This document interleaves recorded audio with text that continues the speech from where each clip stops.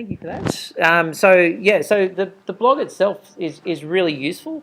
One of the discussions that we've been having is that we don't want kids to have 7 or 8 blogs because it doesn't make sense. They really need to keep one blog, and then we need to remind them that they need to be able to tag things appropriately. So when you go in to read their blogs, if that's something that you'd like to do, you'd be able to go in and use the requisite tag and find the blogs that are most applicable to you, because you don't want to be reading other things that they're writing. But things like Tumblr, for example, is a microblog. Twitter's a microblog.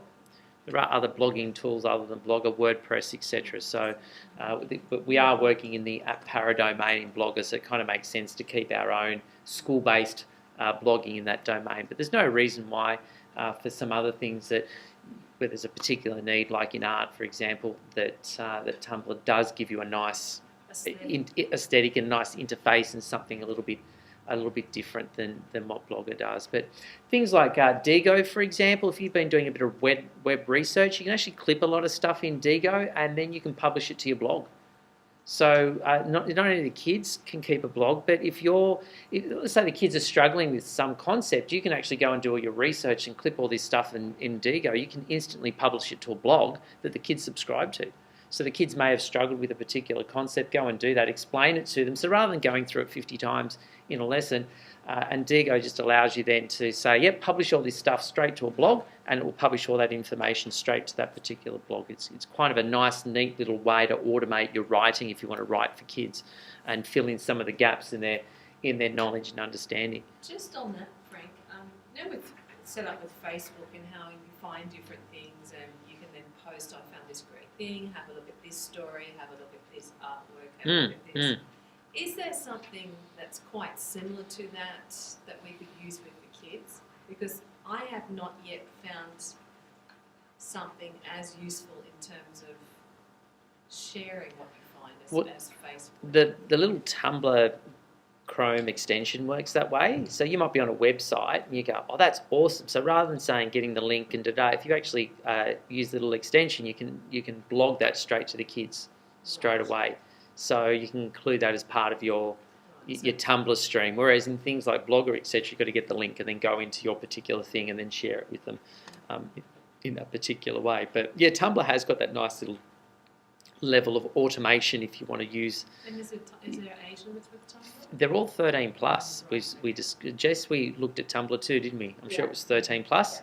So as long as we're not actively promoting these tools to year 7, because they fall under the age limit, then yeah, we can be using those sorts of tools. Certainly with year 8s and above is the way to go with them. But Tumblr does have that nice extension. It does allow you to do those things really, really quickly. Whereas Blogger, you need to go in, write your things, but you can stick pictures in, you can link to things, you can have your tag clouds. There are lots of tools that Blogger talks to, so you can have all sorts of things in your Blogger page that the kids can have. And it's a nice way also for them to collect their thoughts, which is a nice little way for them to work and share those. And particularly when the kids get into things like CAFs, for example, they're doing an independent research project, they can share that with the world and get feedback on their work and on their questions and those sorts of things. Oh, what's going on? Come on. Oh. Okay, so the difference between blogs and wikis, just listed there for you, probably easier to read on the presentation. There are lots of different ways you can use blogs and wikis. Journal writing, reflection, obviously work really well with our blogs. Our wikis have content. So author-centered are blogs, wikis are content or document-centered. So you would have to think about for what reason are you going to use these particular tools, and might a website be a better choice than, say, a wiki? So some of the examples there are things like knowledge base and FAQs. Knowledge bases are great. So if you've got things in-house, for example, like and a lot of people use wikis for this particular purpose. If you have training manuals, for example, they usually create them in a wiki. They don't create them in a website.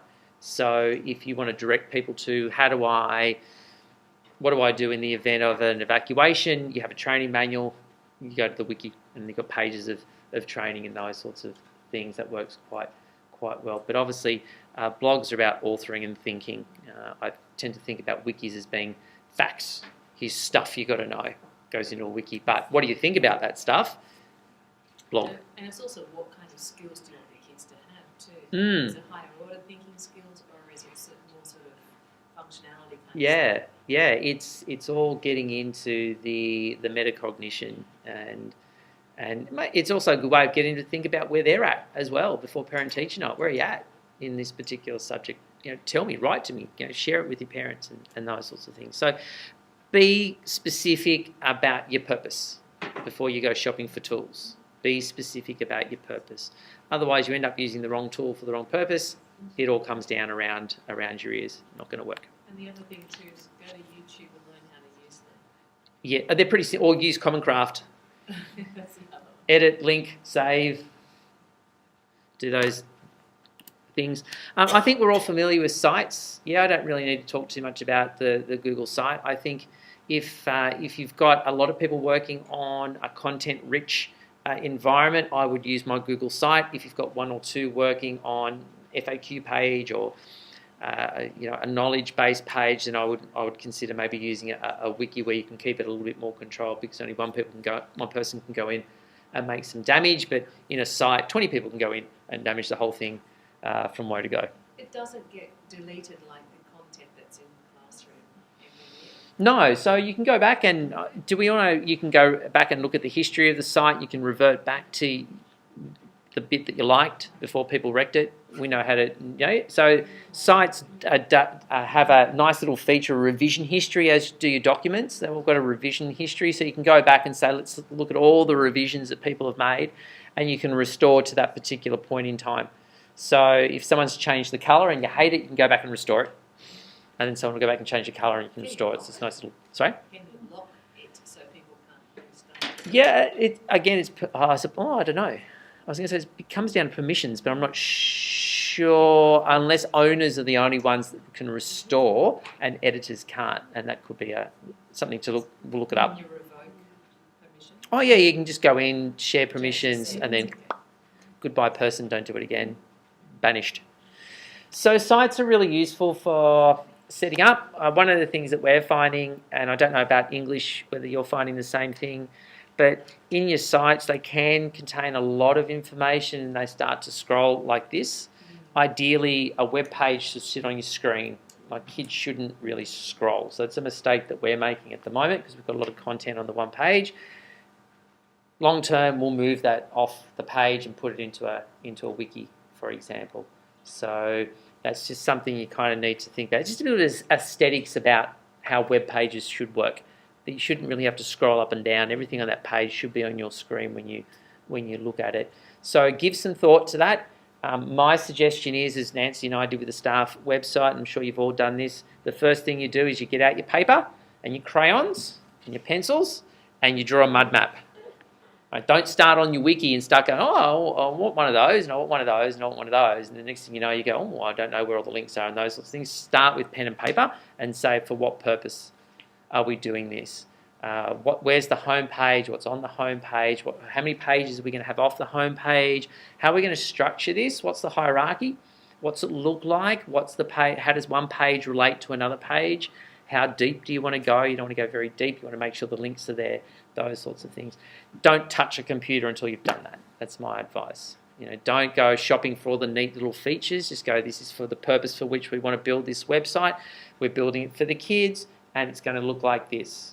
And then go and build it once everyone's agreed that that's the purpose for which you're building it. Because it'd be a bit like a house, I suppose. If you start building a house and everyone has an idea about where the walls, the foundation, everything goes, it becomes a mess very, very quickly. Get your architecture in there and then build. And you could do it organically. If it's in your head and it's only you building, that's fine.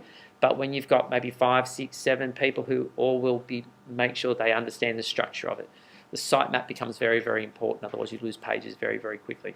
So bear that in mind before you start your work in that particular area. I suppose we're coming towards the end now. Learning management systems.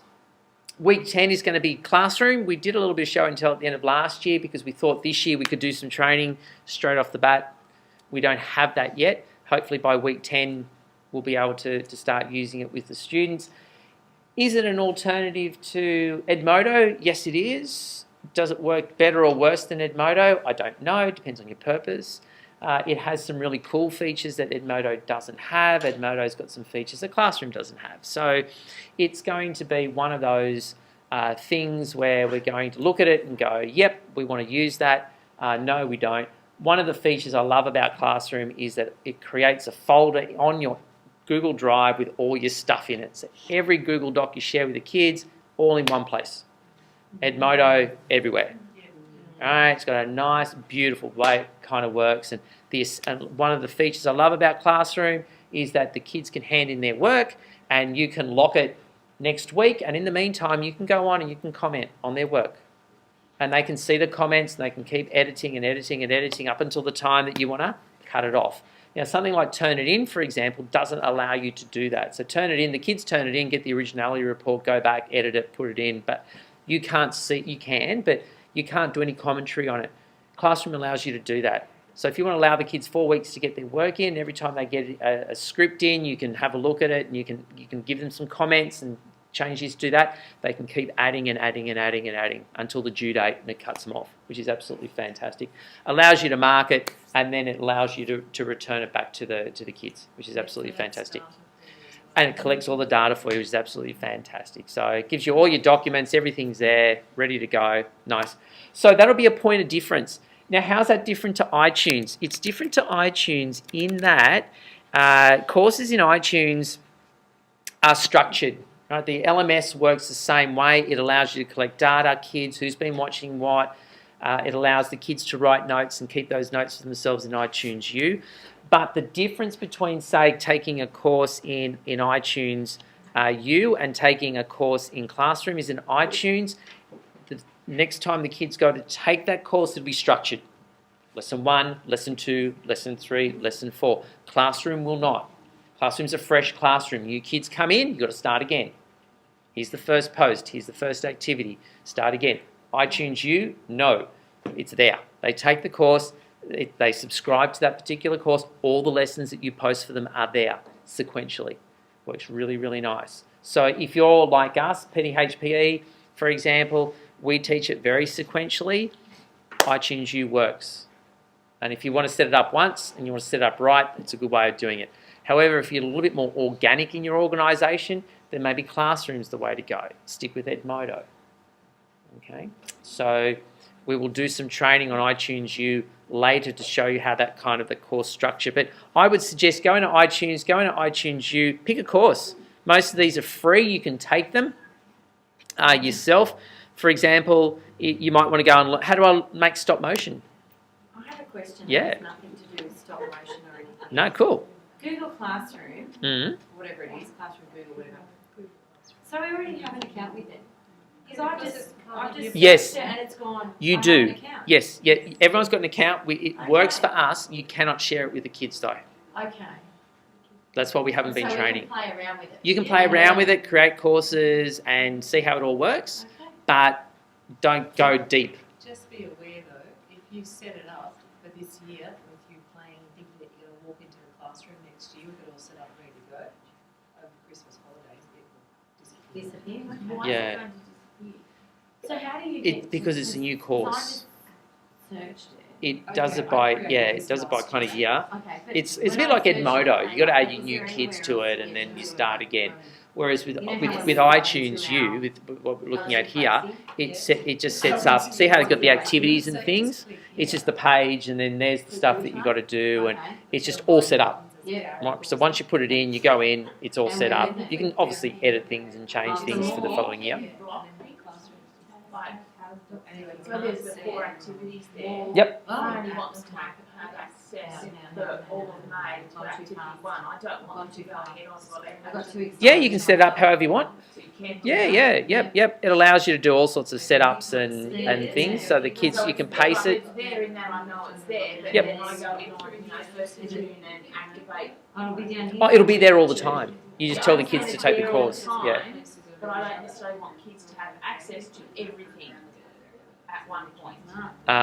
Don't know about that because the idea of the course is that anyone can take the course at any point in time. Yeah, at their own pace. That's right, and at their own pace. So the idea is it's there. You just Yeah. tell the kids to take it. They can actually work through the activities at their own